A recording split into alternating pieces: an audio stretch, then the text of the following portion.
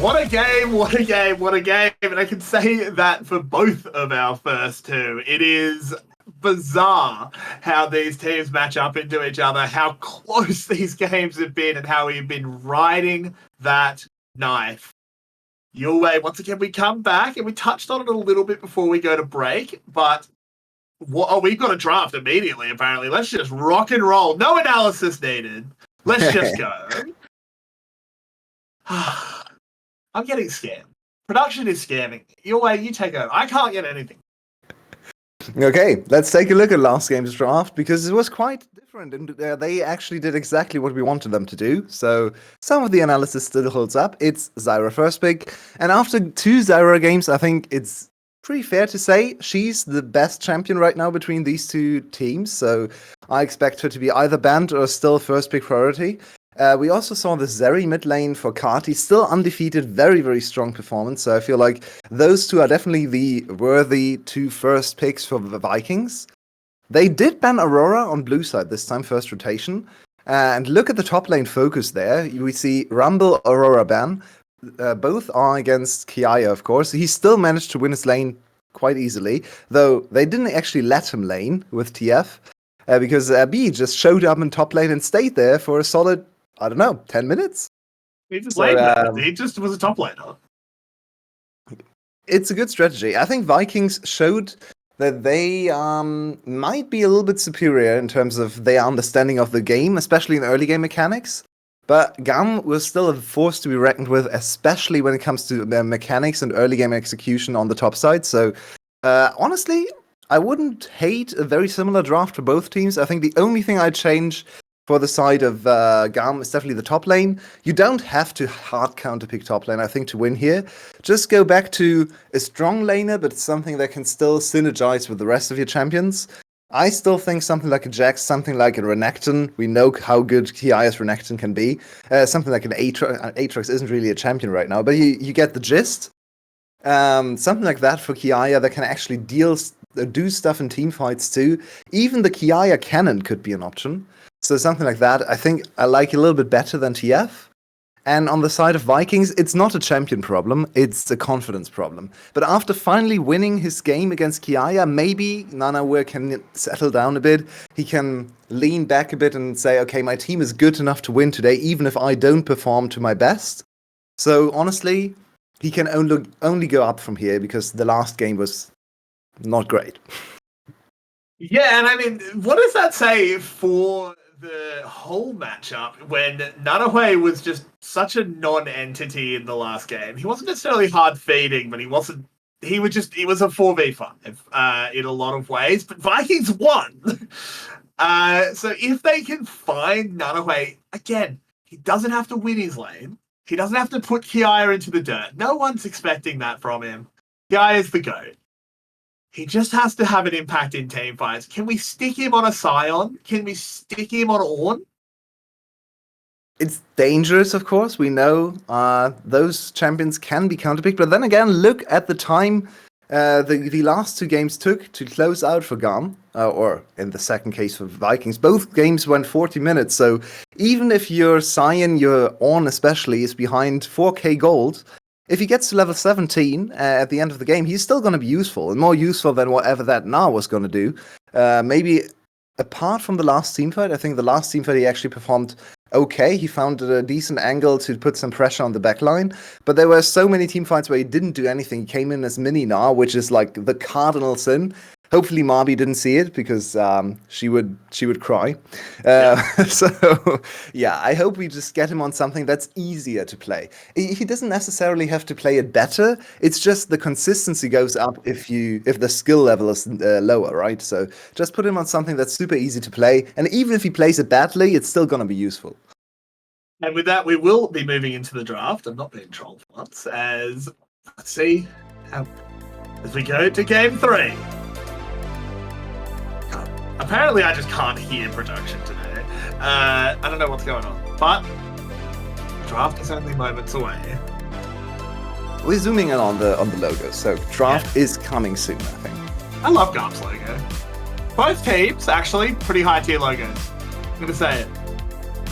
So, Vikings in this style I actually really don't like because it looks really weird to me.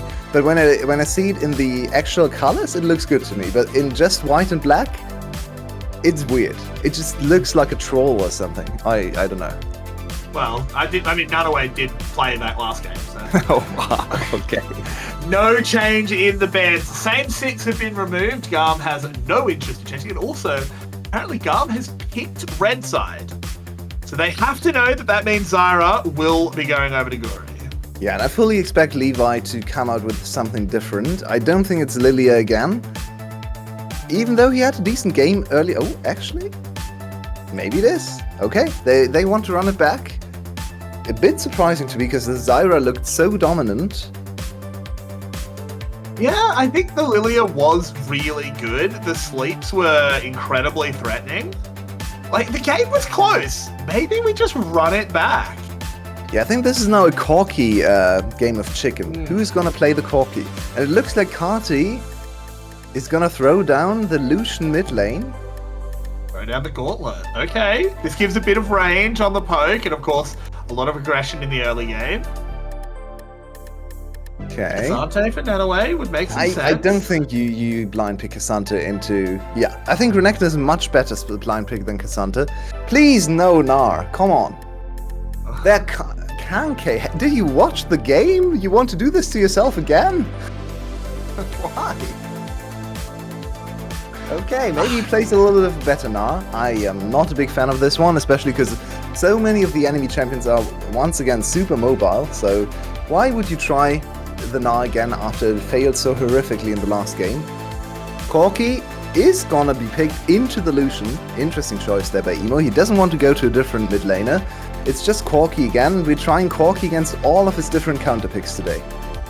I mean, that's kind of the nature of Corki, is that, yeah, he'll lose the lane, but he's still Corki. He will still throw out those rockets. And yes, he's not the scaling monster he was when he could have AP crits, which was always broken and was never going to be balanced.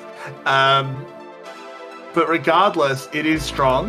They actually banned Zeri, which means I think they're rating that as a bot lane Lucian. Yeah, it can still be a bot lane Lucian. I think I recently saw one Lucian army in one of the major leagues, but it is more of a mid lane champ right now, and it is quite good into Corki, so I'm not sure if I agree with that read. The Camille ban against Kiaya, I really appreciate here, because Kiaya on a really strong carry champion could once again run away with the game like he did in game number 1. So, there Camille and Jax are banned, so it's probably gonna force Kiaya on something he can't quite dominate with as hard. Is he gonna try TF again? Don't see why not. I don't see what has changed about this draft that means that TF suddenly doesn't work. I mean, Sen and Nautilus is still open. They could just run it back with the same... Oh, it's top lane Smolder. He saw some Huntsman bots. Okay. Okay, this is an interesting pick. The very different playstyle to a lot of what we see Kiaya do. It's obviously a weak lane pick. Do we get it like a Caitlyn Lux? Does Viking just shove the chips and go full early game? Yes, please, Caitlyn. One of her favorite champions to watch. Come on. Oh, it's not the Senna again. That's fine. It makes a lot of sense. They played a good game. Yeah, but I think this is difficult in that now you have the Smolder to sort of match the center. Yeah, but at the same time, I mean, scaling on both sides is through the roof, crazy. I mean, we have Zyra, Senna, even Lucian scales quite nicely if you do it correctly. He's not quite as easy late game, but he deals a lot of damage late game. On the other side, we have Smolder, Lilia, Corki, Ezreal. All those champions are crazy strong in the late game, so even Braum scales really nicely. So scaling is kind of something we can't talk about too much because it's just, there's so much to cover. I would probably give the edge to GAM, but then again, Zyra seems to just dominate everything in the late game, so maybe it's just Zyra's world we're living in. Yeah, I mean, I think giving up the Zyra and not having something ready is a little bit interesting. Like, we're just like going back into the Nautilus. I think the Nautilus into Lilia is really good. You just click on it, you press the ult, You get the follow-up CC. It doesn't matter how fast she is. And then on the side of GAM, we're engaged. Yeah. How do we get on? This point it was just brought up in chat, right? And I feel like we talked about this last game a bit, where when Zyra is in the game, neither team wants to engage because Zyra is shit at engaging, but Zyra is amazing against engage. So neither the Zyra side wants to engage because they don't have the tools, nor the side into Zyra wants to engage because the enemy team has Zyra. So in the end, it kind of makes sense what GAM drafted here. They just said, okay, you have Zyra, we just don't engage. We play side lanes, we play scaling, we play range, and you engage. So this might once again be a game where everyone just sits in mid lane and looks at each other for 20 minutes, and then someone oversteps, carve easy love, and then the game's, I don't know, the game it ends or something weird happens. 3 Elder Dragons, 4 Barons, 5 Barons? I think we could go into a similar direction this game. Potential. Just give me a second, as we do have a bit of the Rift music is a lot jazzier than normal today. But there we go, back to normal. I think I liked it. That should be like if you went. That's like the Demacia Vice. Those are the best skins in the game, by the way. The Demacia Vice, and I'm disappointed no Lucian player uses it. So, this is kind of the game that breaks open the series. Let's do a quick prediction round, just because we both predicted different teams. Do you think your GAM team is going to win this game? I'm seeing another way on Nah, so I'm predicting GAM. Well, I'm going to say Guri Zyra, and that's going to win. So, Zyra is going to win all 5 games today, and I think this one is another one where Zyra wins for Vikings. Ooh, a little bit of an early game cheese here as Elio walks around the back trying to get a stun onto B, but can't quite manage it. So it's just a health trade that Easy Love does not get the good side of. Yeah, and the other side has Senna Q. Senna. So trading early against Senna and getting out of it with an HP disadvantage is not a good sign.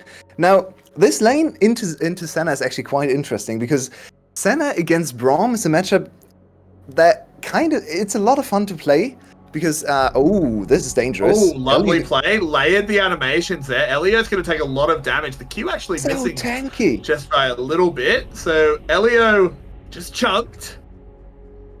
He's so tanky. Yeah, so as a Senna player, Braum is one of those matchups where if it goes well, it's amazing because you can just farm souls over and over again. But then again, Braum is insanely tanky, and if he gets the jump on you, if you flash Q's you, you probably die. So it's a matchup on the edge. It's very fun to play, and if it goes well, if they lane for a long time, B can get a lot of souls here because Braum just takes all the abuse, and he doesn't really try to avoid any of the Senna harass. Guri has made their way down, of course. Such a ridiculously fast jungle clear can be here as Levi is killing his Gromp. He has Smite available too. He has Smite available. I think Levi just has to back off. This is a free Gromp. Oh, this is such a good start. Zyra is so insane. Zyra with the winning bot lane just means, yep, this is my jungle now. The soul! Yeah. My heart was aching.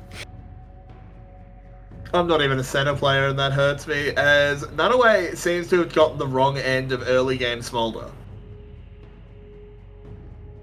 It just looks like he can't compete with Kiaya in terms of just lane matchup, which is not a surprise, to be honest. Like, That's we have to be huge diss. Like, yeah. I mean, we have to be critical of his play, especially in teamfights, but then again, he's playing against the top lane GOAT in VCS, and it's not close. Like, Kiaya has dominated this league for such an insanely long time, it's not a surprise that Nunaway has to flash. Did he have to flash? I don't think so, but he did flash. Okay, the flash has been used as Kiaya will continue that lane control. And look, as you were saying, I honestly think were it not for like 1 or 2 years of extra career length, there's an argument that Kiaya is the GOAT, and he kills Nunaway. To illustrate my point, Guri is on the walk up. Kiaya doesn't have flash, but he will have flap, which of course means he's very safe. Trying to bait Guri, but Guri doesn't take it. Yeah, Guri saw Levi there on the ward, so he didn't want to overcommit. He was fancying the 1v2, but yeah, a little bit too risky. Kiaya doesn't have flash now, but this really can't keep happening. If this is how the series goes every single game, I don't think Vikings can really win. Because if your top lane just loses automatically every single game and falls down no matter the matchup, it's so hard to play. And yes, bot lane and mid lane have been better for Vikings, but not to the degree that top lane has been dominating. So, oh, this is a bit risky. Elio, a lot of mana still? Okay, they get out of here. The soul count is 24 at 5 minutes, by the way. This is what I was talking about. Braum is a lot of fun to play as Senna. It's a bit risky, but if it goes well, it's one of the best lanes you can ever play. Yeah, it's very much the case. Just absolutely, just getting those combos onto him. Oh, none away. It hurts your way. My heart, it hurts. Lane swap, maybe? We didn't have to pick. Nah. Nope. As Cardi will pick up a tower play. And this is what you were sort of alluding to. We have this situation where, ooh, lovely dodge there, Cardi. Levi can't quite land anything. So much, every time we pan to mid or bot, it's looking pretty good for Vikings. Like, yeah, they're like developing a solid lead. But then you pan to top and it's just a black hole. Yeah, and it's a 16 to 47 CS situation. What actually matters more? And sometimes it's crazy how different the level of top professionals can be, right? But we actually see this. I've been watching a lot of Olympics, I should say, and it's kind of the same in a lot of sports, where even though the worst players are still world-class athletes, the difference to the top is insane, and we can see this on display. Like, Nanawe is not a bad player objectively in league terms, right? He's a challenger level player. But he's getting cooked by Kiaya, who is just 5 levels above him, and those are levels that normal people don't even think about. But this is the difference at the top level. And here's B. He's finally in top lane again because his top laner was crying. So there he is again. It's a 2v1. Maybe a bit too late in this game because it looks like Kiaya is actually quite comfortable 1v2. Oh, yeah, but Levi's here as well. Has the lilting lullaby, but B nicely times the cleanse. Yeah, I think to use your Olympian sort of narrative, you know, Kiaya, he's Usain Bolt, he's Michael Phelps. He's locked up a little bit, but has that superhuman physiology to get out of there. Meanwhile, Nunaway is Raygun, the Australian breakdancer. They're both at the Olympics. They are both there. Mum called, clears the wave. You're so mean. Australia has been so amazing at the Olympics. I'm Australian! I know. If anyone's allowed. Yeah, we've been doing great. How is your tiny little country so good at sports? What the hell? We don't have much else to do. As Easy Love is getting beaten to death by Shogun. Is he? He's going to trade back well, but needs to be careful as Shogun is about to get another round of cooldown. So, disengage is at a good time. Yeah, so 35 to 70 CS doesn't quite read as badly as 16 to 47, but it's essentially the same difference. So I'm not sure what we're gonna do with this Gnar. Gnar is not really a champion you can pilot easily when you're behind, and he's currently sitting on Durance and Boots. So yeah, quite a useful champion at this stage in the game. I mean, look, Marby is just vindicated. This is Marby just absolutely sunning herself with the Gnar is not a real champion. Someone get Hanke on the line. We have to talk to him. I'm gonna be honest, if Hanke can't be convinced by the gameplay, there's no help. Well, last game they somehow won the game with Gnar, so maybe it's just, I mean, it's result based, right? We had Gnar, we won, so let's pick Gnar again. That's true, that's true. As Vikings do have priority on this dragon, I don't think there'll be any contest by GAM. Levi is on the top side of the map. And so far, all objectives have gone Vikings' way. 3 grubs, a dragon. They're actually looking pretty good if you cover up just one little line of score. Yeah. It's a reverse GAM. You just put the tape on the top lane. Ooh, dodge from Nunaway, double dodge from triple dodge! Nunaway's out of here! Some movement. Let's go. Okay, fair enough. He gets out. Just dodged every spell by Levi so they couldn't get the ult down. Really well played. Yep. And now Kiaya could be in some trouble. Oh, he's used the E and gotten knocked up afterwards. Calls in Mum, but she's not here. And he will be taken down by Nunaway. Fantastic fight back from the Vikings top laner. Fantastic redemption there, and his arc, maybe his arc just could have just started. He needed a lot of time to get there. There's a little bit of a fight in the bot lane, but they should all just be able to walk away. Easylef wants to chase. Conqueror stacked. Shogun flashing. Elio gets another soul taken from him by B. Let's get a replay of top lane, because Kiaya went a little too far. They should have anticipated that Guri was close, and then Kiaya just put himself into an unsalvageable position. Now, this actually gives a lot of time to Vikings. They got a kill onto Na. Okay, that's not going to really change the matchup too much, but it does secure them a little bit of tempo reset on the top side, which gives Guri the opportunity to do his Zyra magic and get some grabs for himself. This was just exquisite movement. This time he dodges the E. He flashes here, then ease away from Levi's second jump. Just really well played. Dodged absolutely everything. Levi tried his hardest, his damnedest to hit any kind of spell. And then, yeah, Kiaya does have his flash here, by the way. He could have just walked out. His minions are coming. So Kiaya just kind of killed himself with this movement. He could have still flashed there over the wall, but gives up the kill. Nunaway back in the game. And a little bit of hope on the horizon for Vikings. Yeah, Kiaya, once again, being pressured. B moving up. Do they want to go into the tower? Not with a wallop like that, they don't. As, ooh, Cardi is here. Culling gets every shot into Kiaya. Lovely stuff, Cardi. Punish from Vikings. I'm so impressed with their mid-game macro, or early mid-game macro, where they are so superior to GAM in terms of lane assignments and just reading the game state. We've seen this in the last 2 games. Just GAM has no clue what's happening to them on this map, and a big kill to Carti. He's on an item already, and they have 6 grubs, so this push is gonna yield at least 2 plates. Yeah, Senna ghosting He's gonna get engaged by Smolder.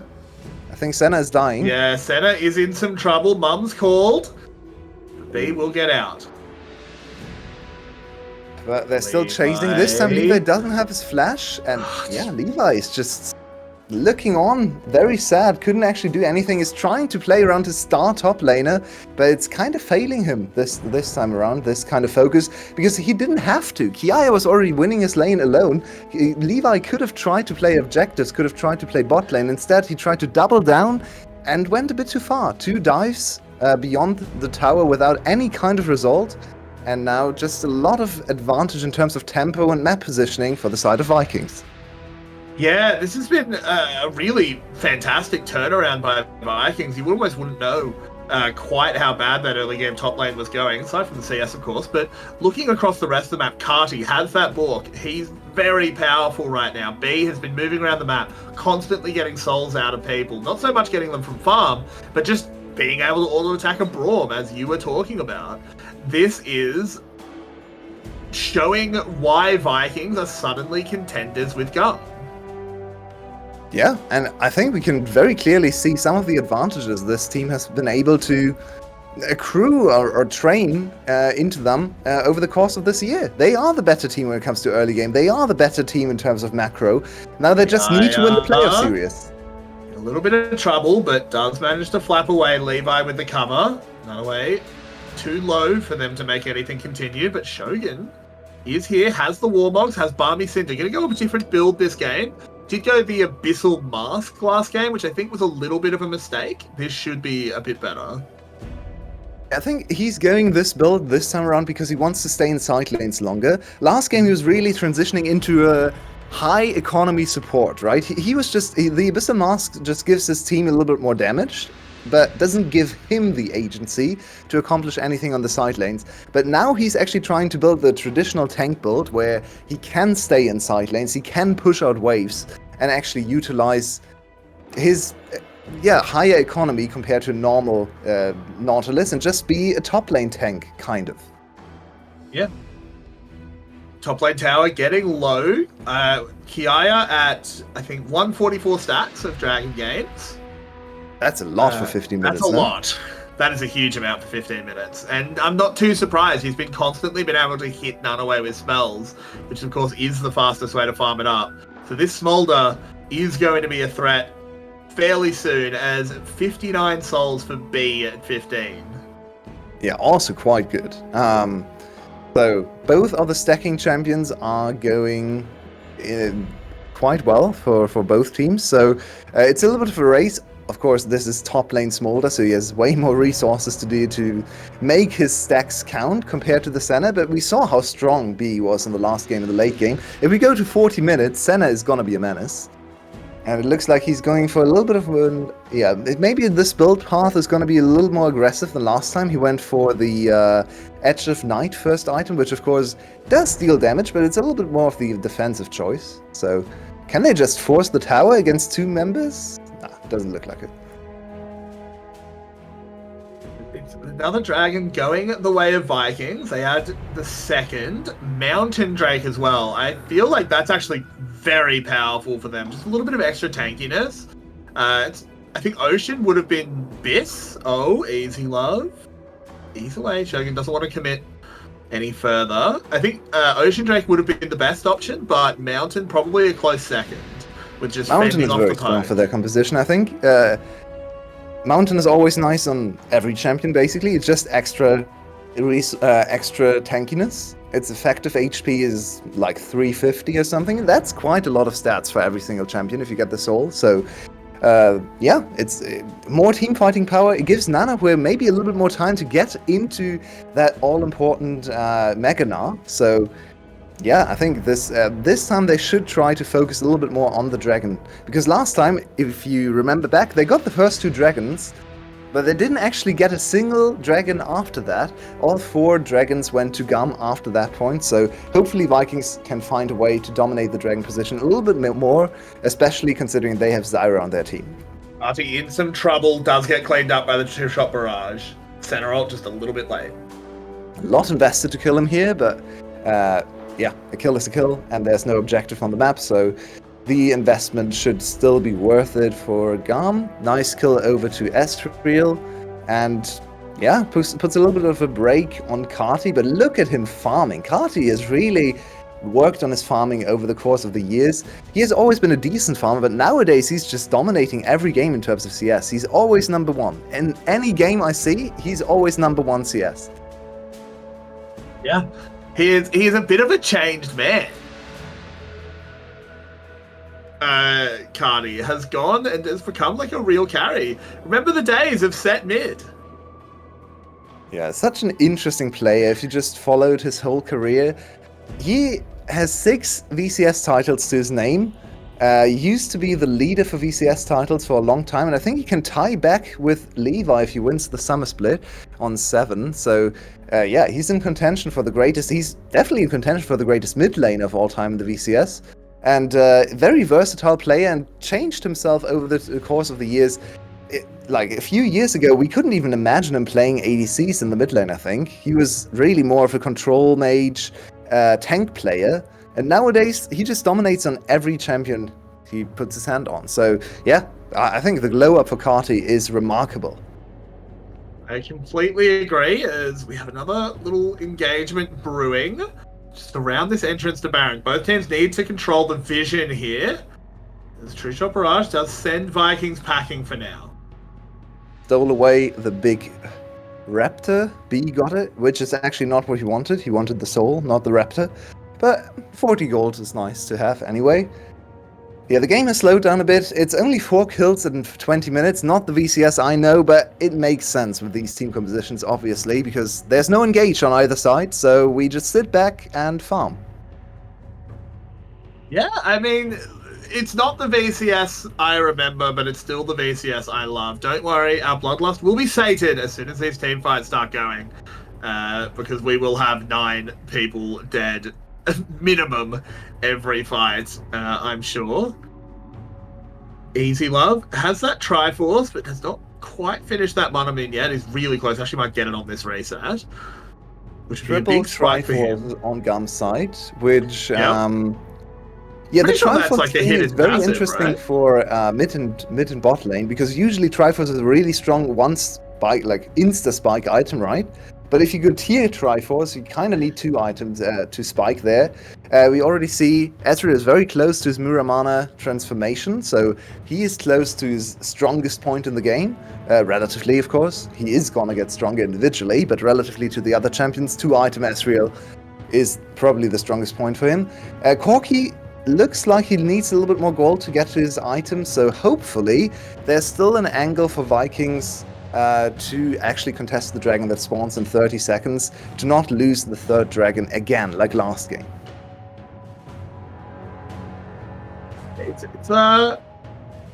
The question becomes, GAM has drafted this low engage composition, which you pointed out that maybe is like somewhat intelligent, because you don't engage in Desire anyway. But given that you're behind, given that Senna is going to keep scaling, what is the win condition? It's probably get Kiaya to the execute, and then what?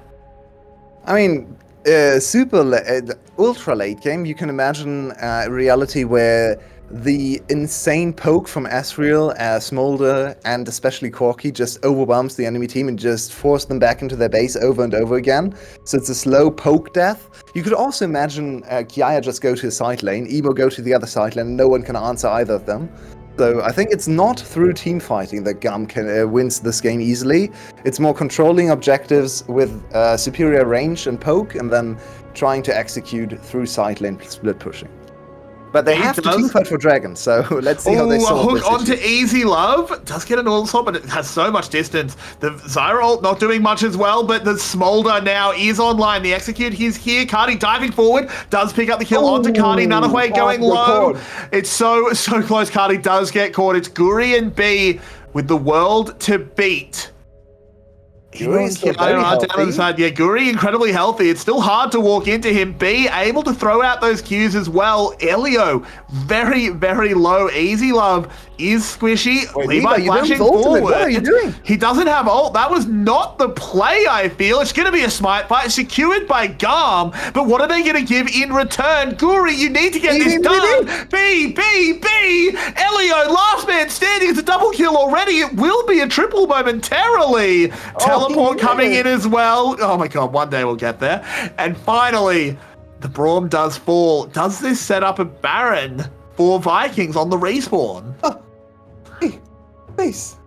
Oh, thank you. He almost walked away from 4 souls. That would have been, oh my god. Yeah, they are. It looks like they can actually go to Baron instantly. What an intense fight. And it actually looked like GAM were going to win that team fight early on, but then Levi oversteps after already spending his ultimate to catch Kati. His ult was actually put to very good use, but he then kind of lost. No smite is dangerous. No smite is really dangerous. Oh, he seals it with Mum. Mum's nicked it. Mum said, no, that's my son's recess. That's 5 Baron buffs. And we're back to square even. The gold is absolutely even, and GAM has a level 15 Smolder with 250 stacks to their names. Well, that couldn't have gone any worse for the side of Vikings. They also gave a huge shutdown to Kiaya, so now it's really Kiaya who has to carry this game for GAM. Elio is very tanky, but not tanky enough. Take him down. But this Smolder is so strong your way. They need to find damage onto him. It's a slow from the Xayah. In comes Nunaway from the side, but he's 0 bar as usual. He doesn't actually go Mega, apparently. As Kiaya will be able to get out. It's only Elio sacrificed. Okay. Kiaya doesn't have his flash, so maybe there's an opportunity now for Vikings to do something about him, but yeah, he's only getting scarier and scarier. Nanoe try to stem this, to do anything about this Baron, but it's so many projectiles. Like, there's no stopping the mom. Like, yep. Carty didn't see the projector early enough. I think he gambled on Smolder ulti not dealing enough damage and then wanted to execute with an instant auto attack, but I think he probably should have just tried to burst the Baron because it was more likely to fall to the Smolder ultimate than not. So in the end, wrong decision there. And look at the damage. Oh my god. Yeah, Smolder is online your way. He is indeed. Bottom side, it is a catch on to Nanoe, dying on the weak side. Yeah, that was a 3-man stun. 2 people were stunned, 1 was asleep, so they just looked at each other as statues, but in the end, GAM still walks away with the kill. And this game looks a little bit doomed now for Vikings. They're only behind 1k gold, but there are so many advantages amassing on the side of GAM, and it just looks like the damage isn't there to deal with GAM. GAM, in the team fights, it just looks like they have so much more damage to their name. So maybe Vikings have to find a different avenue. Well, and I think it's so difficult because with Guri going down, I do think this game is all over but the crying. But what do you do about this? Like, you can't just ban every top laner. Nanoe has to play a matchup. It's very intelligent drafting by GAM. They have identified a huge weakness for Vikings, something they haven't actually been able to capitalize on in the regular season matches. Nanoe with good stat lines, with good performances, but here in the playoffs, it's a different thing. Of course, Kiaya will also always step up in the playoffs. Even when he lost to Hasmet before in some of the regular season matches, he always came back to blast him in the playoffs. So it's just Kiaya stepping up for the playoffs. And yeah, it's quite cynical the way they're drafting top lane. They're just saying, well, we're just going to put a hyper carry in top lane, no matter what you draft. Let's see, you can't, we have counter pick on red side every single time.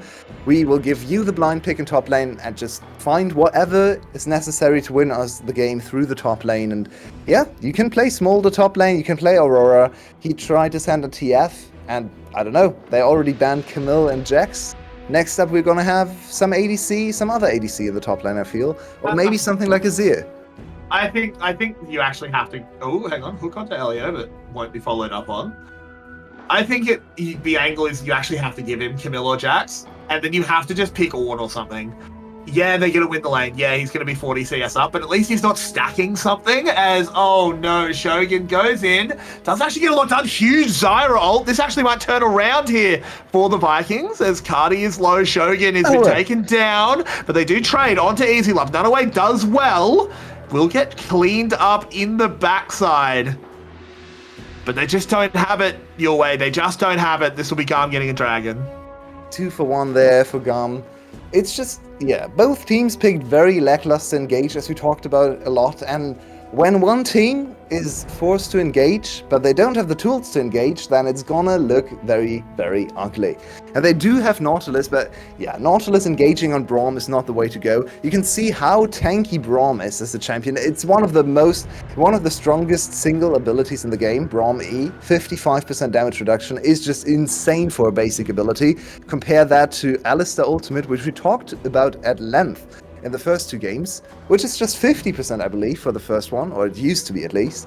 So Braum equally tanky as an ulting Alistar, almost as tanky, I should say. So the engage on Braum will never work here, and they just can't penetrate GAM's front line.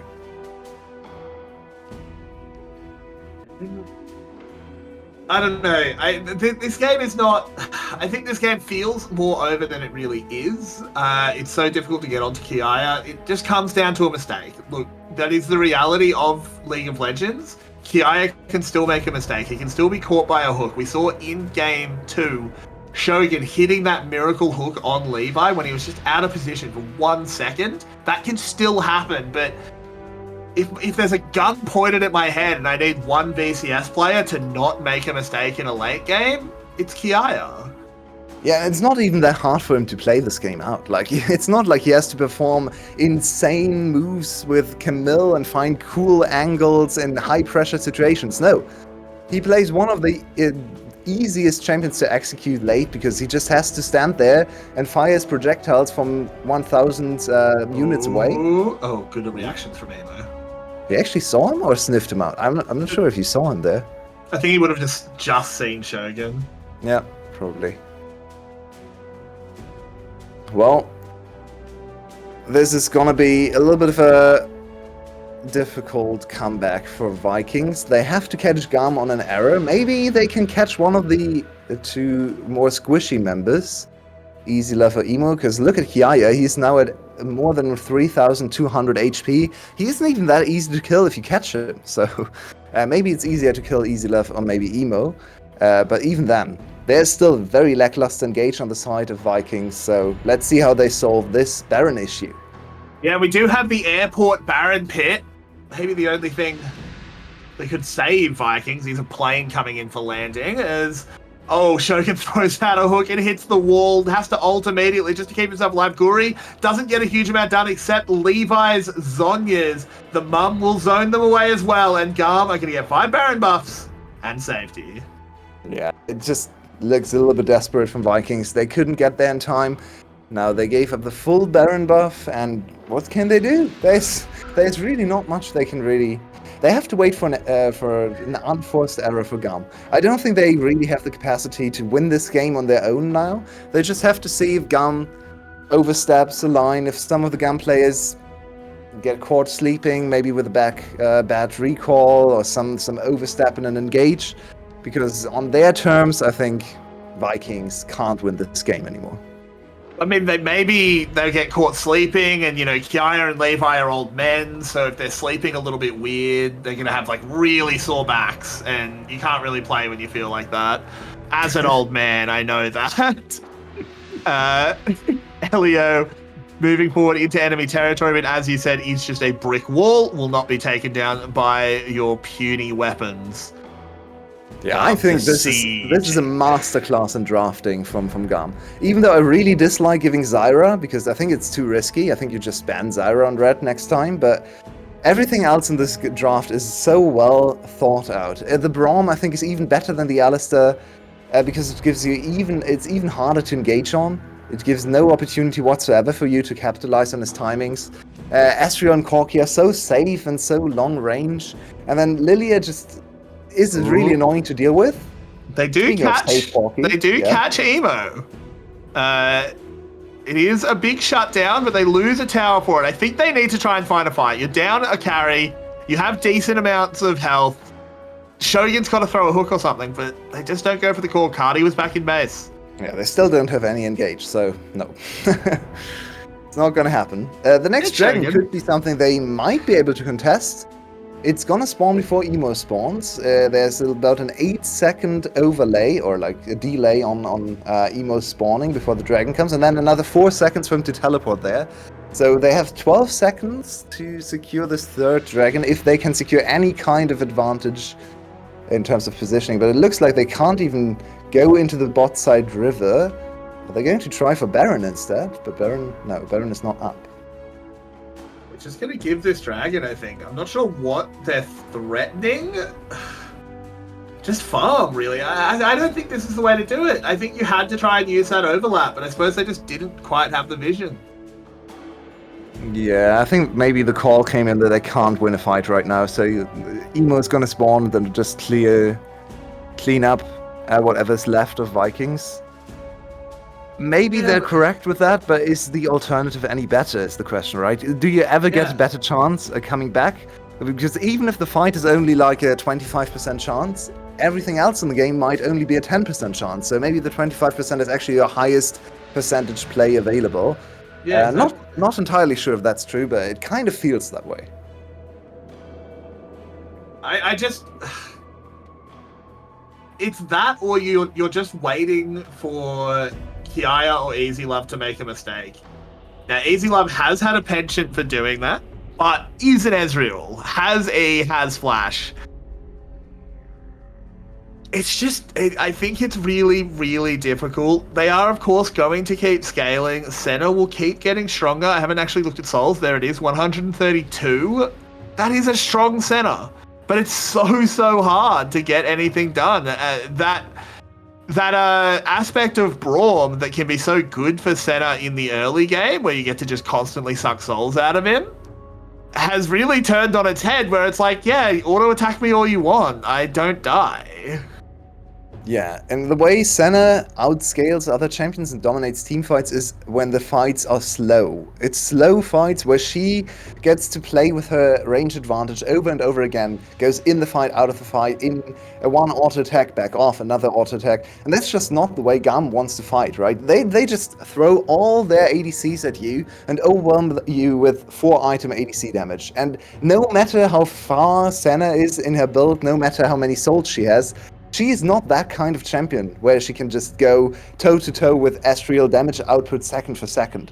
She wins fights through the enemy not dealing any damage, not through her dealing insane amounts of damage. That's the way Senna plays. So it's not very likely to actually come into play here, because Vikings is forced to attack. And when they attack, Senna can't really play with her range advantage and her movement too much. But now she has to escape first.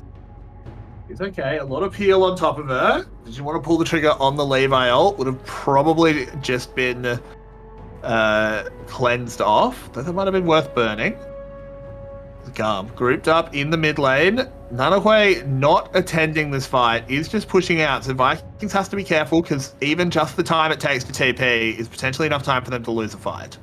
How many stacks does Kiaya have right now? It's probably in the 400s, no? It's a lot. It's a lot.